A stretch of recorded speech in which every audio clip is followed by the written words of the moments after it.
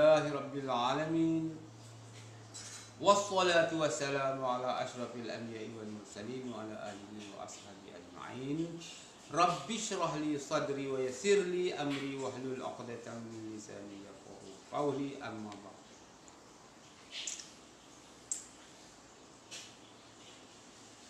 Berkenaan dengan Ya'juj wa Ma'juj, dan lagi satu Wad-Dajjal. Kita campur sekali, kita samakan sebutan tu, tetapi ulasannya lain-lain lah sedikit, lain-lain tentu lain sedikit. Wad-Dajjal ataupun dari satu sambungannya Ya'juj wa Ma'juj, macam tu. Bagaimana kita nak mengenali, nak memahami, nak tengok di mana kedudukan dia ada di mana sekarang. Pertama sekali Dajjal. Yang kedua Ya'juj, di mana dia kedudukan, dia berada di mana.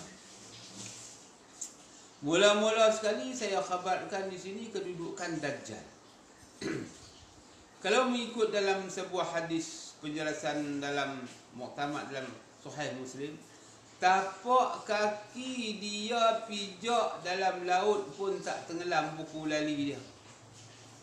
Kalau dia ulang alik berjalan daripada timur ke barat, pusing pergi balik, belum jatuh matahari lagi, dia dah sampai dulu dah.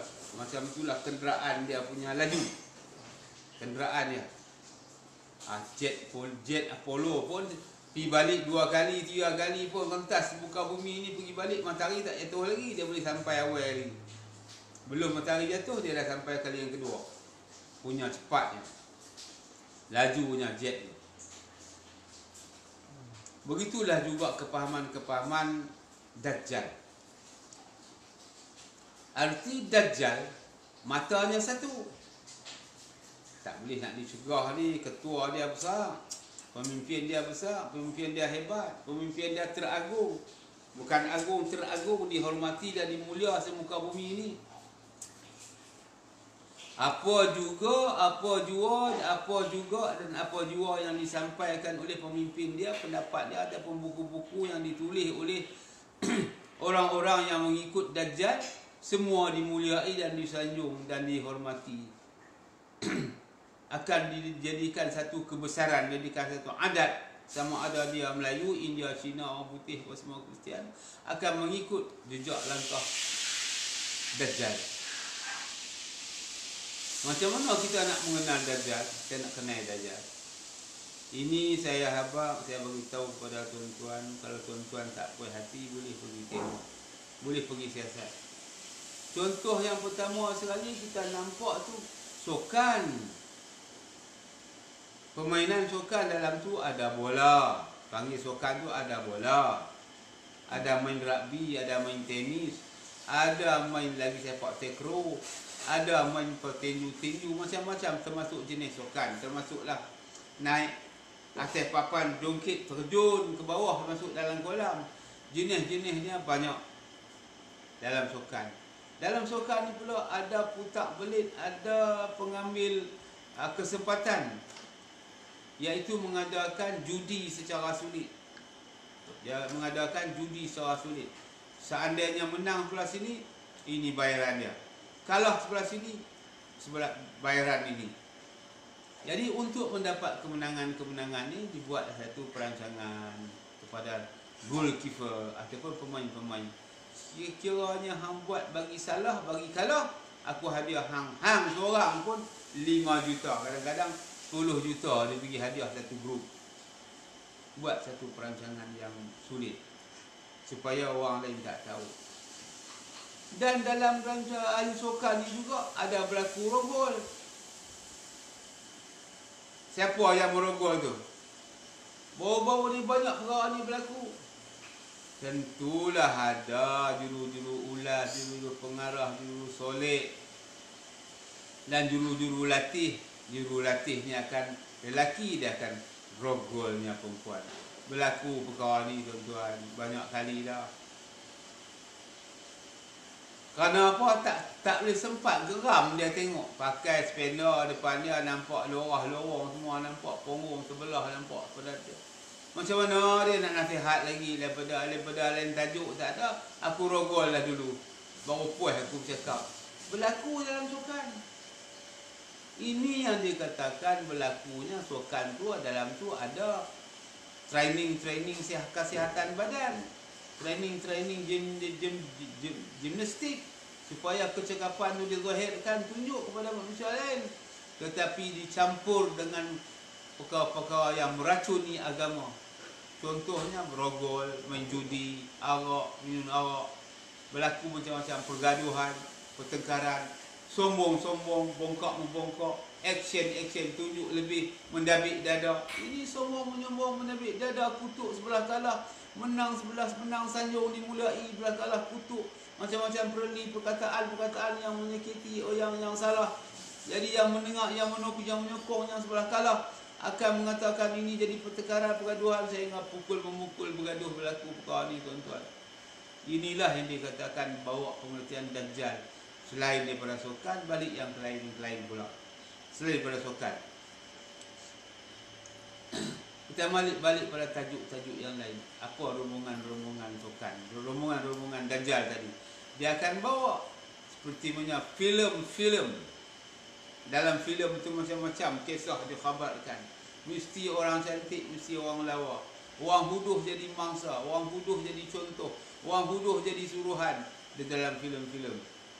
Yang cantik-cantik dihormati, yang dimuliai, bahkan diberi pangkat darjat yang tinggi, diberi datuk dan macam-macam gelaran-gelaran kedudukan yang tinggi. Itu dalam filem perfilman. Yang mengarah filem tu bukan sebarangan orang, mesti orang yang tu berduit, ada duit, layak mempunyai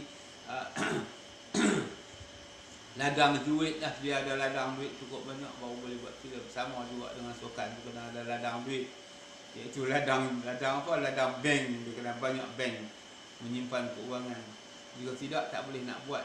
Tak boleh nak buatnya sukan, tak boleh nak buatnya filem-filem. Ada filem tu pula, filem lucu, filem akhlak, filem contoh tauladan, filem-filem yang membawa kepada seronok-seronok jenaka. Panggil semua tu panggilan entertainment dalam bahasa Inggeris. Dipanggil penghibur, alat-alat penghiburan, termasuklah wrestling, termasuklah apa juga sukan ataupun muzik-muzik ataupun filem-filem, dipanggil entertainment. Entertainment ini adalah bahasa Melayu, barang-barang kedudukannya dipanggil entertainment. Ini panggil barang-barang macam mana? Penghibur, alat-alat menghibur, semata-mata hiburan saja. Semata-mata hiburan, tak lain tak bukan. Tapi nampak dalam hiburan. Bukan jadi hiburan, jadi contoh tauladan dalam hiburan. Balik buat di rumah, balik berlakon di rumah, balik jadi dan berazam nak jadi. Nak jadi orang-orang yang salah, orang yang jahat. Nak jadi orang dengki, nak jadi orang yang tamak. Maka jiwanya tak tenteram. Adakah orang yang pergi tengok filem-filem lucu tu balik nak bersolat? Tentu tak. Pergi tengok filem-filem drama-drama balik nak bersolat, dia tak akan bersolat. Ataupun balik daripada tengok filem-filem dia nak cerita hal agama, tak ada. Dia cerita hal-hal filem tu. Action bagaimana gaya pakai seluar, pakai baju, set rambut tu bagaimana, percakapannya bagaimana, gaya lakonan tu macam mana. Semua jadi timang-timangan, jadi sanjungan-sanjungan kepadanya. Wah, dibesar-besarkan. Oh, ini nama sekian-sekian. Oh, ini cantiknya, aku suka gelagatnya, aku suka cara dia, sebutan-sebutan dia, nyanyian-nyanyian dia aku suka. Maka terikut-ikutlah jadi ikutan. Apabila jadi ikutan, itulah yang dikatakan Dajjal, lalai, tinggal kepentingan agama, kepentingan Islam ditinggal ke belakang. Maka dalam Quran ada menyebut salah seorang Nabi yang buat tembok yang tebal, yang kebal, mengatasi supaya jangan Dajjal masuk, iaitu Zulkarnain ataupun Nabi Zulkarnain. Yang buka Iskandaria macam itu adalah Iskandar Zulkarnain. Jadi Zulkarnain mengumpulkan orang-orang di daerah Tibet, atas daripada lagi Karachi, atas sikit daripada India, hampir di antara Rusia dan Tibet, dan lagi Burma, kiri kanan dia Burma, ataupun hampir dengan Pakistan Utara dan Pakistan Selatan, hampir dekat-dekat di utara India lah, di atas India. Dia panggil kawasan itu kawasan Tibet. Diperbuatnya sebuah tembok yang agak tinggi lagi besar supaya jangan ada laluan Dajjal. Tu lambang saja tuan-tuan. Sekarang dia naik kuda, dia naik kereta api, dia naik jet. Macam-macam alat dia naik, tak payahlah lalu kawasan tembok tu, dia cross kot lain. Cuma itu satu lambang percakapan saja juga istana Bhutan. Dengan nak tutup kepahaman Dajjal ni dengan tembaga tak boleh. Kerana tembok tu diperbuat dengan tembaga. Dengan emas tak boleh. Dengan berlian tak boleh. Dengan batu, dengan kayu tak boleh. Bermakna macam tu. Bagilah upahan dengan berlian macam tu. Nah, aku bagi berlian kat hang, berhenti dah. Hang janganlah buat perangai-perangai Dajjal. Jangan menyokong kerja-kerja Dajjal. Aku bagi dah berlian kat hang satu bungkus. Dia tak mau. Macam itulah lambang dia. Ataupun aku bagi emas pada hang sekilo pun dia tak mau. Dia tetap nak jadi orang yang memimpin Dajjal juga. Macam itulah ketua-ketua dia. Kerana dia kaya lebih daripada emas yang ada. Maka lambang tubuh diperbuat daripada tembaga, emas putih, berlian, dan diadun menjadi sebuah, dimasak, dijadikan sebuah benteng yang utuh. Itu lambang saja tuan-tuan. Sebenarnya tak boleh mengatasi Dajjal. Tetapi jangan tak buat juga sebagai lambang pengenalan. Ada juga nabi-nabi dan rasul-rasul buat dan tinggal kepada kita supaya kita contoh. Artinya di sini buat pertukaran. Tak ni aku nasihat kamu. Macam inilah wahai pemimpin Dajjal. Hang menyokong buat kerja-kerja Dajjal. Aku bagi berlian pada hang 1 lori, dia tak mau. Tetap dia nak menganjur juga Dajjal. Ataupun aku bagi pada kamu emas 1 lori, dia tak mau. Dia tak perlu itu semua. Tetap dia mau mengadakan Dajjal. Dia nak hidup juga perjuangan ini. Namanya Dajjal lah. Balik yang kedua, sambung yang kedua, iaitu Ya'juj wa Ma'juj. Ya'juj. Tadi saya tunjuk berkelakuan, berperangai yang mencanggah Islam. Yang ini pula mengorek keimanan, i'tiqad seseorang, iaitu Ya'juj wa Ma'juj. Artinya mengorek-korek. Tak ada lah pergi korek dengan tangan, tapi mengorek pengertian dia. Contohnya macam ini.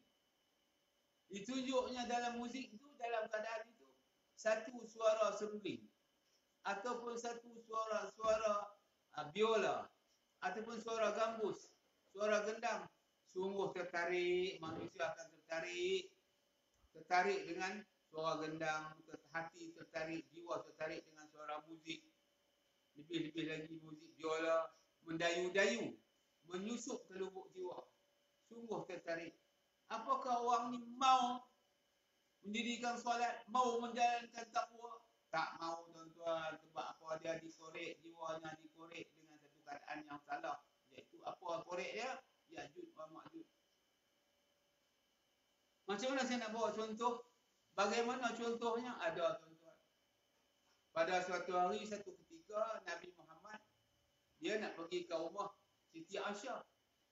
Sebelum dia tiba ke rumah Siti Aisyah, di pertengahan jalan, Rasulullah bertemu dengan satu gerombolan, iaitu ahli muzik. Ahli muzik ni ada gendang, ada gambus, ada biola, lebih kurang macam itulah. Ada seruling. Setelah Rasulullah tengok kedudukan ini, Rasulullah jalan laju-laju, jalan cepat-cepat, masuk ke rumah Siti Aisyah. Sambillah mulut dia, segera mulut dia berbunyi-bunyi perkataan-perkataan yang mengutuk apa yang dilihat yang sebentar tadi. Apa kata Rasulullah dalam hadis ini? Wailul lil arabi min syarrin qad aqtaraba futihal yawmin radbi ya'juj wa ma'juj. Misla hadis wa halaqa bi usbu'aihi al-ibham wallati taliha. Faqultu, maka dikata oleh Siti Aisyah kepada Rasulullah, anahliku wa fina salihun? Naam. Walakin akan tetapi macam tu. Idza kasura al-khabas, kata Rasulullah. Ketika mana Rasulullah masuk ke rumah isterinya yang bernama Aisyah dalam keadaan tergesa-gesa, fazi'an, dakhala 'alaiha fazi'an. Mulutnya berkumit-kumit menyebut-nyebut nama keburukan itu. Wailun, celaka sungguh. Wailun lil arabi, bagi bangsa Arab katanya. Wailun lil arabi min syarrin qad aqtaraba futihal yawm. Celaka bangsa Arab pada hari ini telah pun datang kepada mereka Ya'juj wa Ma'juj.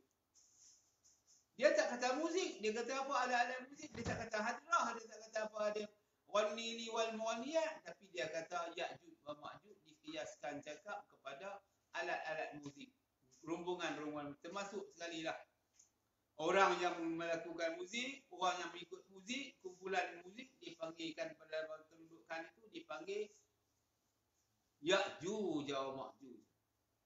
Sesungguhnya tuan-tuan tak kira siapa. Barang sesiapa yang mendengar suara seruling, barang sesiapa yang mendengar suara mengilainya biola. Contohnya macam inilah. Saya buat sedikit melalui mulut lah. Contohnya orang berminat tertarik hati.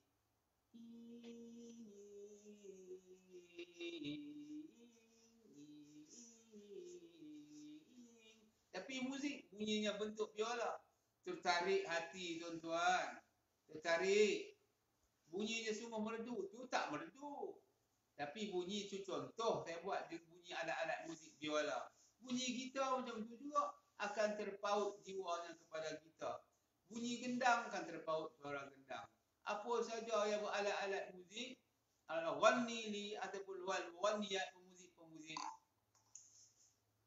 ataupun penyanyi-penyanyi dan pemuzik-pemuzik akan dihormati, dimulia, disanjungi, dibuat masa sekarang ini.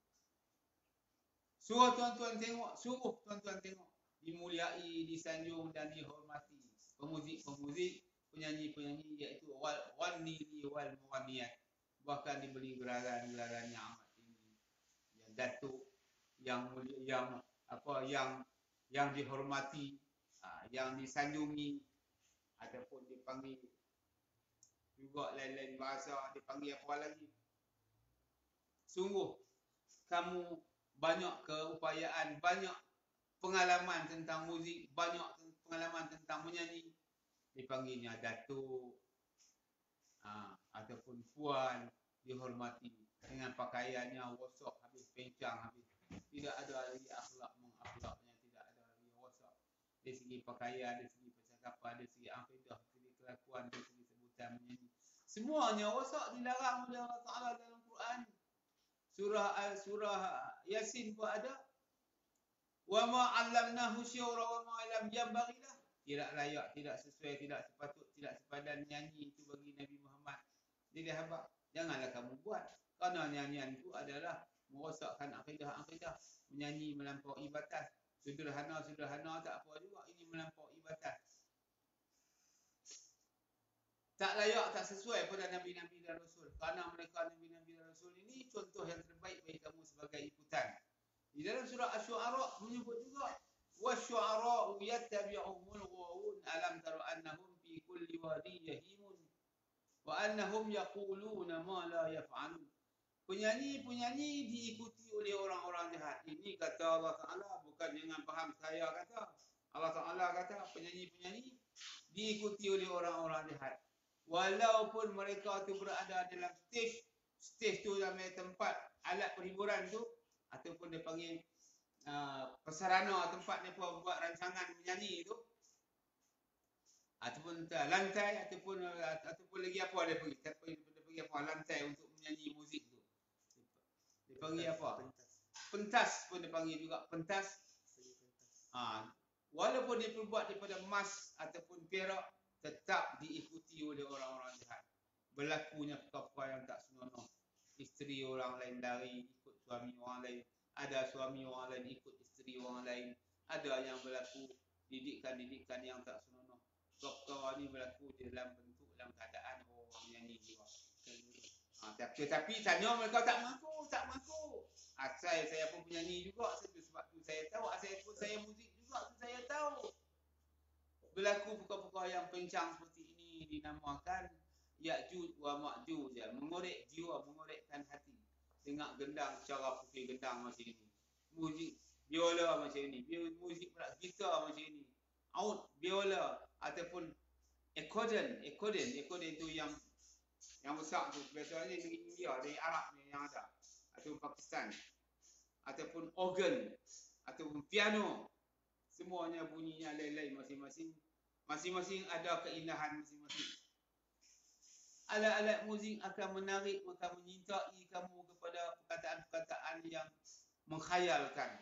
Sebab itu penyanyi diikuti oleh orang-orang jahat. Yang membuat ni adalah orang-orang jahat. Sehingga dikatakan sedemikian oleh Allah Ta'ala dalam Quran surah Asy-Syu'ara. Wasyu'ara'u yattabi'uhumul ghaw. Alam tara annahum fi kulli wadin yahimun wa annahum yaquluna ma la yaf'alun. Penyanyi-penyanyi diikuti oleh orang jahat. Apa yang mereka kata, yang mereka buat ni mereka tak ikuti dan tak buat pun. Ma la yaf'alun. Apa saja, ma tu apa saja mereka ikrar berjanji, mereka tak memperilaku pun. Kasih kepada apa semua bercerai lah, jadi pertengkaran. Kasih dengan cinta tu elok, bercerai okay. Bergaduh, berpukul, bertegak masuk hospital.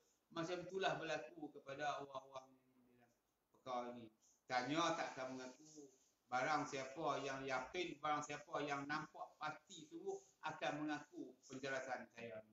Bukan sengaja saya nak buat kutuk-kutukkan ni, kerana ada banyak yang meminta saya menjelaskan apakah itu Ya'juj, apakah itu Ma'juj, apakah itu Dajjal. Terpaksalah saya kena habaq perkara yang benar. Ulil haq walau kana murrah. Walaupun kamu tak dengar, tak suka, saya kena menyampaikan juga. Tuan-tuan tentu tak suka kalau saya ulas lebih panjang lagi, sakit hati, sakit jiwa pun dengar. Saya tak maulah berpanjang-panjang lebar, jauh sangat tinggi-tinggi, mendalam-dalamkan sekarang. Sekadar ini cukuplah memadai untuk sebagai jadi satu bahan santapan akal, fikiran ataupun jiwa untuk membezakan mana satu yang baik dan mana satu yang tak baik. Sesungguhnya Ya'juj wa Ma'juj itu mengorekkan iman kamu, mengorekkan hati kamu. Dengar saja suara-suara wali wal waliyat akan cinta, akan ikut. Contoh yang berlaku pada Nabi Muhammad ketika mana dia nak pergi ke rumah Siti Aisyah, berlakulah perkataan-perkataan wailun, celaka bangsa Arab pada hari ini. Sudah pun datang Ya'juj wa Ma'juj. Macam itulah makna. Janganlah datang kepada kamu. Ada, tetapi janganlah kamu minat. Ada keliling kamu, janganlah kamu suka. Ada, jangan kamu cinta. Kamu dengar buang seperti mana curahan ayat daun kelading, tak apa macam tu. Ini menggila-gila, ini tak balik-balik. Ini yang teruk-teruk sangat. Inilah Ya'juj namanya. Sekadar dengar, sekadar untuk menghibur hati. Tak mengapa tuan-tuan, boleh pun nak muzik tu, tak salah. Saya pun boleh suruh. Saya pun dengar juga muzik, tapi ini melampaui batas ni. Teruk ni dengar sampai tak balik-balik, sampai main judi tempat muzik, tempat main judi, tempat belaga-belaga pertandingan. Buat pertandingan muzik, belah mana menang, belah tu sokong dapat duit, dapat hadiah judi. Berlaku pemain judi, berlakunya challenge. Perkara macam ni berlaku dalam bentuk keadaan wasyu'ara'u yattabi'uhumul ghaw. Jadi pada masa ni keadaan ini saya tak perlulah, tak memanjangkan lagi. Kalau panjang lagi menyakitkan hati yang amat sangat, silalah buat tak puas hati, sila telefon kepada saya 012-533-8329 ataupun alamat rumah 762 Jalan Kenari, Lebuh Raja Wali, Kampung Datuk Mat Said, Manjoi, Darul Ridwan. Itu sempurna nombor saya. 012-533-8329 Ustaz Mansur ataupun Ustaz Muhammad Isa. Sekian, wabillahi taufik wal hidayah. Wassalamualaikum warahmatullahi wabarakatuh.